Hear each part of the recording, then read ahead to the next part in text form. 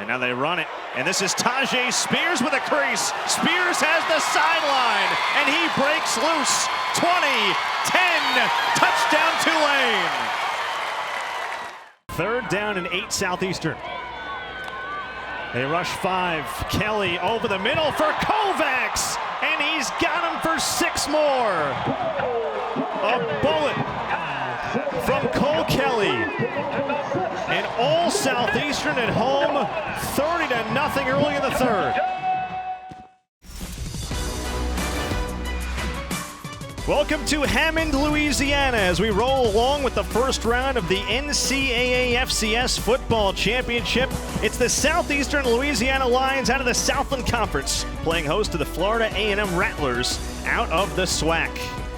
We take a look at this bracket in first round action. Winner here today travels over to Harrisonburg, Virginia to take on the 3rd seed, the James Madison Dukes. Kennesaw State already advanced on this side of the bracket. They'll take on ETSU next weekend.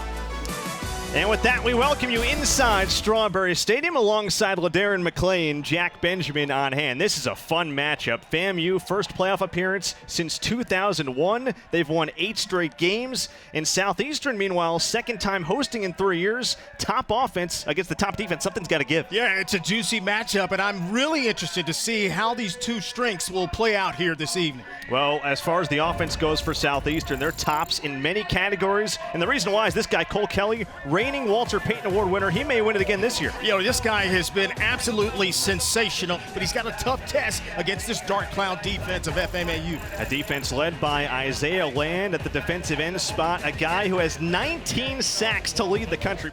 3rd and goal. Can this FAMU defense force 3?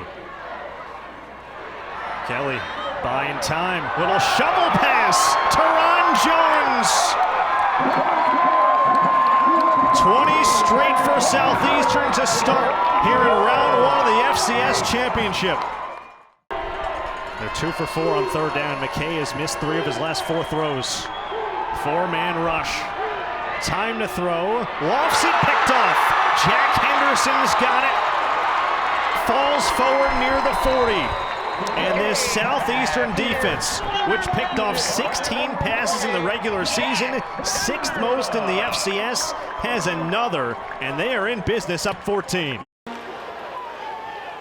Off play action. Pratt pumps, now looks deep for Tolles. He's got him. Cuts it back at the 15 and into the end zone. Touchdown Tulane. 52 yards, Jatavian Tolles, and 34 straight for the Green Wave. Here's a look at their playoff history. We talked about this. They were the first team to win an FCS National Championship in 1978, now in its 44th year. And how about some pictures of that championship year? Roy Hubbard, the coach, they had just a sensational season. We talked about them being the most successful HBCU in terms of the playoffs ever. And they really, you look at the personnel they've had over the years and some terrific coaches. It's a terrific university. Been the #1 public HBCU over the course of the past couple of years.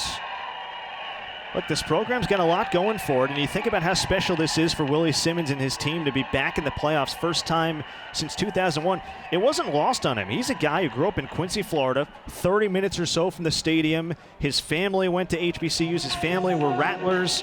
His wife, Shea, is a 2-time graduate as well. So he loves this place, and now in his 4th year, really his 3rd season, because they lost 1 year due to COVID, he's doing a great job of building it up, laying the foundation. This is a huge step to get an at-large as a SWAC team. Well, I've always been a big believer when you're a head coach and you've had success as a player also, especially in the Florida area. You mentioned Quincy. He was an all-state quarterback. Goes to Clemson. Penalty for running into the kicker will be enforced. 5 yards, repeat 4th down. There we go. Thanks for clearing this up. But yeah, quarterback. And so now you're going to get these recruits and say, man, I'm going to play for this guy. This guy's played at the highest level, and it just seems to work. He's a Florida A&M man through and through, and he's got this program certainly headed in the right direction.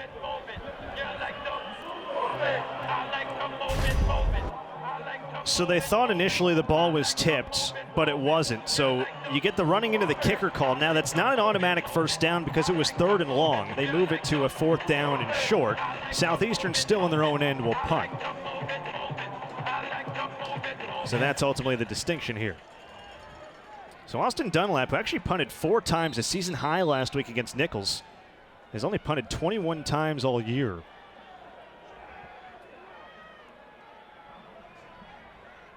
Xavier Smith is deep, and it's a fake. Nolan Given has a first down. It's the 2nd time they've gone with some trickeration on special teams. A 21-yard touchdown run by Kovacs on a fake field goal, and now a run from Given of 7 to move the chains. Yeah, it's all about timing when you call these plays, and when you see the defense not make the proper adjustments, that up back says, okay, we got him. And then he signals back, and the play is on. And why not snap it to Given, one of your best players on offense, converting the first down. And, the 4th down, again, the penalty should not have happened to even give him a chance there. Inside give to Ron Jones. Tackle from Antoine Collier. By number 3, Antoine Collier. Special teams, I'm telling you, it's the 3rd phase of any team. You better be sound, even with special teams. You just never know in a moment of a game, and it can turn the tide. I still think, again, like we said during the break, that fake field goal for a touchdown just really kind of took the sail out of the Rattlers, not only the defense, but the team. And now here they come again with another fake punt. Now they're operating at midfield. Kelly design run. And a gain of 4. Kelly on the keeper, stopped in by number 5, Marquise Bell. Marquise Bell makes the tackle. 4 on the play, 3rd down, 6.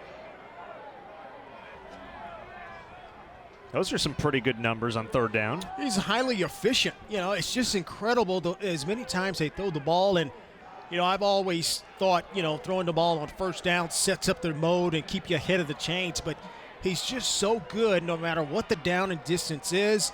He knows pre-snap where he's going. That's why the ball doesn't really go in harm's way much. On 3rd and 6, he finds Austin Mitchell. Hangs on for the first down. And a gain of 13. And folks at home, this is what you call an NFL throw. This is a step into it, a deep out route with the defensive back in perfect position. This is a great angle here. That defensive back is in great position, but the ball is out. It is on time. The receiver runs a precise route. Nothing the defensive back can do there. Jones up the gut again. And they're starting to churn out yardage on the ground. They're over 100 for the game as a team. Jones is over 50. We talked about it. He's more of a receiving back than a runner, but he's been good on the ground tonight. Florida A&M might have had 12 on the field. Jones is pulled down by Williams, and we've got a flag.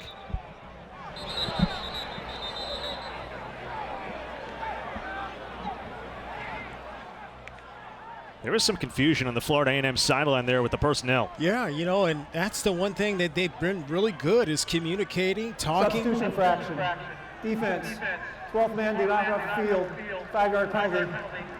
First down. Yeah, and substitutions, you got to have them in between plays, and that's what they've done. They've been able to keep things simple and just let these guys play. But when you start thinking, when you start trying to make those substitutions, when you're trying to get fancy and match up personnel, things like that happen.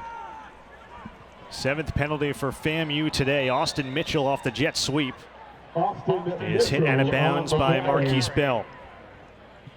Gain of about 2.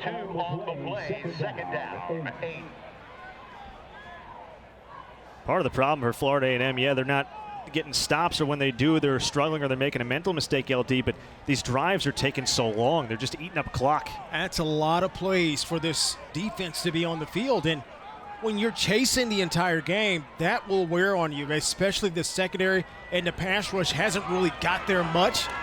And where's the defensive line down too? That ball was tipped at the line of scrimmage by Isaiah Land. There's a guy that's he's got to make his presence felt. He's a Buck Buchanan Award watch list too. He's got to be one of the best players on the field, and that's what we thought we would see more of here, this evening. Entered with 19 sacks in the season, one shy of the Florida A&M single-season record. Alonzo Johnson has that in 1981. 25 and a half TFLs. He's got more sacks by himself than 48 FCS teams.